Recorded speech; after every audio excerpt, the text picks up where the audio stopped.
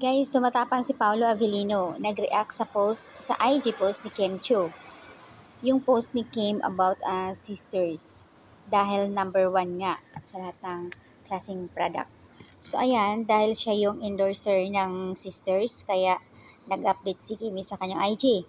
Aba, nag-react naman itong si Paolo Avellino. Agad naman niyang sinabing, grabe naman yung 55 black screening. Makabili na nga na sisters. Nag-trending ang post ni Pau, samot-saring reaction ang mga netizens.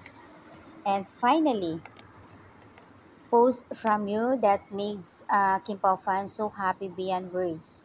A line or two from You Really Do Wonders. Minsanan lang talaga si Pau magpo-post or mag-react.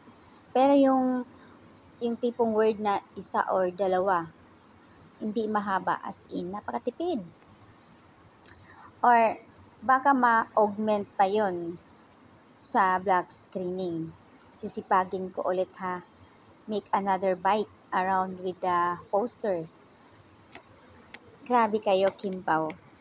Eto, tumatapang na talaga itong si Paolo and Kimi ha. Unti-unti naglalantaran ng kanilang kilig. Yan, Kimi ha, Boss Pao. Yan ang sibi ni Mimi Vice na hindi daw masakit, walang aw pagsipaw. All endorser, nanawagan po para sa movie ng Kim Pao. Black screening him live, kilig sweetest. Love Team 2025, 55 black screening support. Grabe naman talaga itong mga netizens. That's an update guys. Hinihintay ang sagot